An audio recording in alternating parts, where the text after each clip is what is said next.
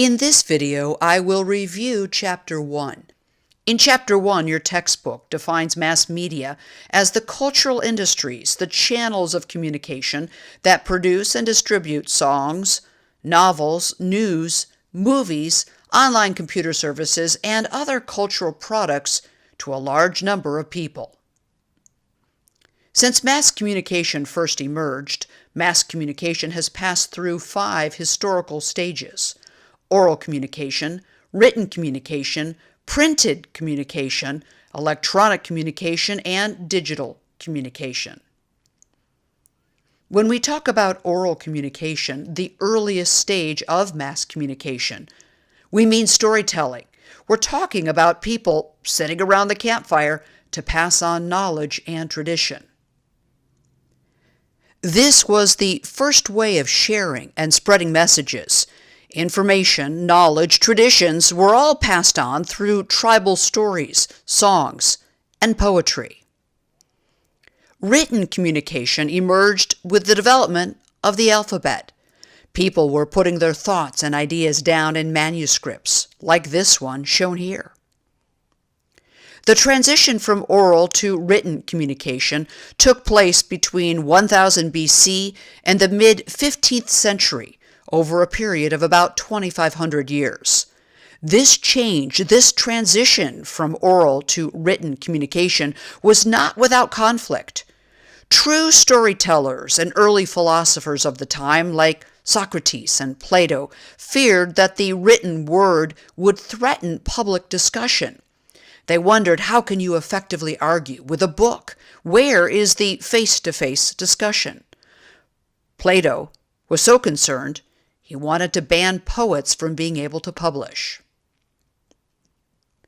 In the mid-15th century, we transitioned from the written era to the print era of mass communication. The invention of the printing press in the mid-15th century made this possible. Germany's Johannes Gutenberg invented movable type, also known as the printing press, which was responsible for many major social and cultural changes in society at that time. Gutenberg's invention of movable type allowed the book to become the first mass-marketed communication product in history. For the first time, books could be mass-produced and therefore much cheaper to buy. Before the printing press, books had to be handwritten and were very expensive and took months to complete. The printing press also allowed printed material to spread faster and farther than ever before. Ideas could spread like wildfire to the masses. The development of the printing press led to a number of changes in society. The decline of religious authority. No longer was the word or beliefs of the church the only word out there. Now, messages and ideas were spread from town to town and across the globe. The development of the printing press also led to an increase in literacy rates. More people could afford and have access to books. More people learned to read. We also saw the rise of the middle class.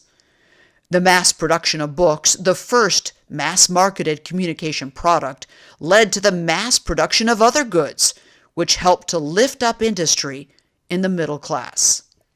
And the printing press led to the concept of a nation-state. All of a sudden, you weren't confined to just getting information from your clergy or your small-town community leaders. Now, people were no longer isolated, but part of a broader concern, part of the whole country. The print revolution lasted from the mid-15th century to about 1840. In 1840 came the development of the telegraph. The telegraph was responsible for the transition from the print revolution to the electronic era of mass communication. For the first time, people didn't have to rely on Pony Express or trains to transport books and other printed material. Communication became separate from transportation. People could share information almost instantly. This new form of electronic communication also brought about major social and cultural changes. We now had instant delivery of messages, and this helped spur the rise of mass-marketed newspapers. Information became a commodity that you could buy and sell. The telegraph made this happen. News became a viable product. We are now in the digital era of mass communication. Digital communication has redefined news and social interaction. News on the internet is on a 24-hour news cycle. Bloggers have become an important part of the news industry. Email has assumed some of the functions of the Postal Service. Social media like Twitter and Facebook connect people in a new way. As we transition from one era to the next, these 5 eras all overlapped with each other, and newer technologies disrupted and modified older technologies. So, through the years, media researchers have looked at how the message senders, authors and producers, get the media messages like programs and ads through the mass media channels like TVs and books to the message receivers or the mass audience.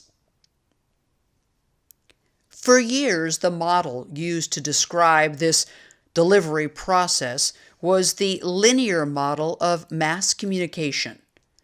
Researchers describe this process as a linear path, a straight line from senders to receivers. And along that line, gatekeepers function as media filters. Gatekeepers are people who make decisions about what type of messages created by someone else actually get produced for particular audiences. Gatekeepers include editors, executive producers, media managers. They are not the message creators, but are people who decide what messages are sent out. But messages don't really move in a straight line. Messages today crisscross into one another. This form of message delivery is called the cultural model of mass communication, and this model recognizes that people bring their own diverse meanings to messages, given factors such as gender, age, education levels, ethnicity, and occupation. Audiences actively affirm, interpret, refashion, or reject the messages and stories that flow through various media channels. There is a process that describes how message consumers shape media messages to fit their own values or viewpoints. It's called selective exposure. It refers to the fact that people tend to seek out messages that they already agree with. We selectively choose our messages that fit our values. For example, conservative voters would be more likely to watch Fox News than liberal voters. Throughout the historical stages of mass communication, we've seen the development of amazing media innovations, from the telegraph to the cell phone, and these innovations typically go through 4 stages. The first stage is the emergence or novelty stage. Inventors work to solve a problem, such as how to transmit messages to and from ships. The telegraph won't work, it's a wired technology, so inventors came up with wireless technology. Then comes the entrepreneurial stage, where inventors and investors realize there is a practical and marketable use for their products. Then comes a breakthrough to the mass medium stage, where big corporations, businesses figure out how to market the new device to consumers and sell it on a large scale to the masses. And finally, the convergence stage, where older media are reconfigured in various forms on newer media. But older forms of media don't just go away, they adapt and evolve. Think about books. They're still around, but now you can read them in a digital format. During this stage, we see the converging of many different forms onto online platforms. There are two meanings of media convergence. One is the technological merging of content across different media channels, like books on a tablet. A second definition of media convergence is called cross-platform media convergence. It involves a business model that consolidates various media holdings such as cable, phone service, and TV, all under one corporate umbrella. In the past 20 years, there's been a wave of media mergers, which has produced a complex web of business relationships that now defines America's media and popular culture. For the corporations themselves, these relationships offer a massive opportunity for cross-promotion and selling of talent and products among different companies owned by the same powerful parent corporation.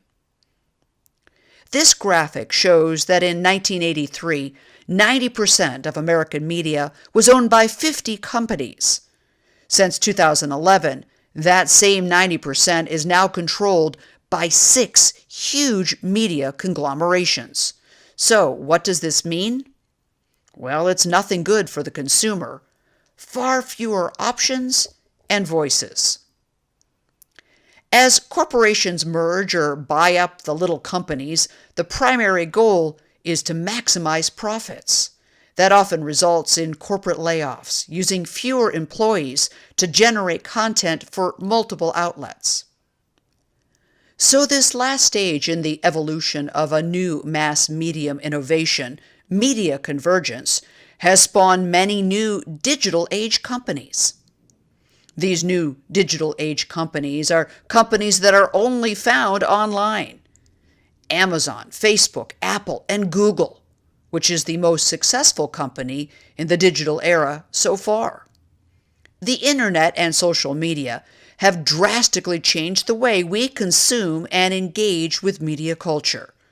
We as a society are no longer watching the same episode of I Love Lucy at the same time, with our family all gathered around the TV in the living room. Today, media consumers are watching TV on their iPads and watching YouTube on their computers, often at different times. Now we can multitask, watch TV, read the newspaper, listen to music, play a video game, all from the same source. Critics worry that because we have access to so much media, we pay closer attention to the media we are using than to the people sitting right next to us. Media institutions and outlets are in the narrative business, but the stories we seek and tell are changing in this digital era. Reality TV and social media dominate. Ordinary citizens are able to participate in and have an effect on stories told in the media. The stories we see in the media play a huge role in changing our awareness of issues and can influence public perception. This is really at the heart of the power of mass media. The civil rights movement is a good example. The media's coverage led to changes in public perception and opinions over time, and this led to changes in laws. The impact of media on society and our culture has been debated since the time of the ancient Greeks. Socrates, during the transition from the oral era to the written era of mass communication, argued that the development of books would harm discussion. Plato went further and developed the classical view of art, the view many believe today, that art should aim to instruct and uplift. He feared that plays like Shakespeare glorified evil, and that common folk wouldn't be able to distinguish between art and reality. A more recent concern of the media and pop culture, back in the 1950s, Elvis Presley and the Beatles raised fears and criticism that they would corrupt our youth. Elvis's gyrating hip movements on the Ed Sullivan Show were so controversial, camera operators were instructed to shoot him from the waist up. Today, with so much media at our fingertips, 24 hours a day, the media plays a more controversial role in society. Cultural critics are concerned about the quality of contemporary culture, the overwhelming amount of information now available. But the question that continues to be asked with no definitive answer: does the media have a negative impact on society? After years of research, how much the media shapes society is still unknown. We don't really know. So how does media and the culture that comes with it operate in our daily lives? Researchers have come up with 2 points of view, different models that represent how the media and media culture exist in society. One is that culture is a skyscraper. There is a hierarchy in culture. High culture sits at the top, and low culture is down at the base. Top floors are associated with good taste or high culture, ballet, symphony, art museums. Lower floors are associated with popular culture or low culture, soap operas, rock music, video games. Using this skyscraper model, critics have come up with 5 areas of concern about so-called low culture. 1, the inability to appreciate fine art. Critics believe because we are inundated with low culture, we are distracted and therefore cannot appreciate fine art and can't even recognize fine art. 2, the tendency to exploit high culture. Pop culture often takes classic works of art and literature and makes them commercial. A third fear is that pop or low culture would create a throwaway ethic. Critics believe that higher forms of culture, great art, great literature, has more staying power, while lower forms of culture become dated and are thrown away. Number 4, low culture will diminish the audience for high culture. You watch TV every day. When was the last time you went to an art museum? And 5, if low culture doesn't do away entirely with high culture, critics believe it dulls our cultural taste buds. But is high culture really good for us and low culture really bad for us? The second way to view how media and media culture operate in our lives is to view culture as a map. In this model, culture is an ongoing and complicated process.